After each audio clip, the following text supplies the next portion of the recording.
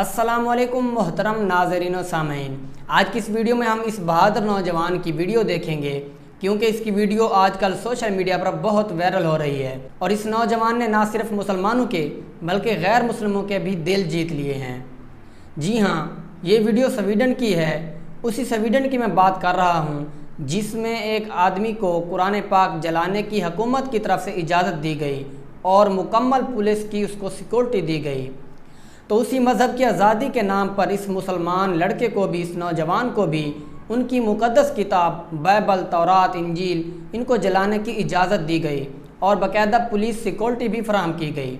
तो इस मर्द कलंदर, इस मुजाहिद नौजवान ने जुम्मा के दिन का ऐलान किया था कि जुम्मा के दिन मैं इनकी मुक़द्दस किताब बाइबल को उसी जगह जलाऊँगा जहाँ पर इन्होंने हमारा कुरान पाक जलाया है।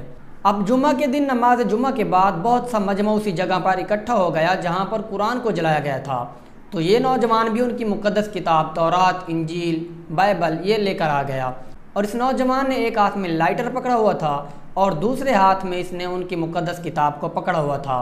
पुलिस की भी सिक्योरिटी इसको दी गई थी, हुकूमत की तरफ से इजाज़त भी दी गई थी कि आप जला सकते हैं। लेकिन इस नौजवान ने कुछ ऐसा किया कि दुनिया देखती रह गई।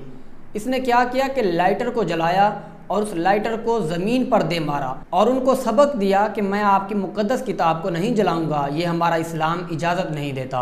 अभी मैं आपको इसकी वीडियो क्लिप्स भी दिखाऊंगा और आप देख लेंगे कि काफिर हमारी मुक़द्दस किताबों के साथ क्या करते हैं और एक मुसलमान ने उनकी मुक़द्दस किताब के साथ क्या किया, जबकि उसको हुकूमत की तरफ से इजाज़त भी दी गई थी। तो आइए हम इस वीडियो को देख लेते हैं लैपटॉप की स्क्रीन पर। آمن الرسول بما أنزل إليه من ربه والمؤمنون كل آمن بالله وملائكته وكتبه ورسله. Och det betyder att vi tror på alla profeter, vi tror på alla böcker, vi tror på alla. Så vi ska inte bränna någonting. Men jag vill säga att det finns en fin gräns mellan yttrandefrihet som ni pratar och mellan en helig bok för oss. Den här är tändare som jag inte behöver på riktigt för att jag ska inte brinna någonting. Jag är muslim och min religion tillåter inte.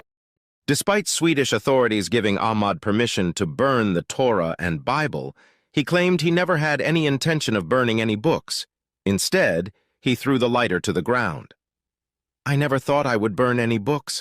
I'm a Muslim. We don't burn," he said. Look at that. Surat al-Fatiha. You guys see Surat al-Fatiha here? Good job.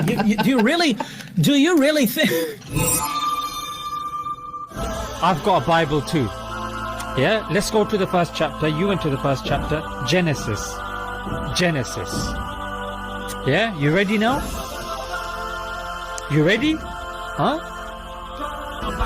Nah, man. We don't do that because my religion does not allow me to desecrate the holy books of other religions. Because my religion does not allow me to desecrate the holy books of other religions. This is the glory of Islam. This is the truth of Islam. जी, तो video आपने देख ली और इस्लाम की खूबसूरती भी आपने देख ली।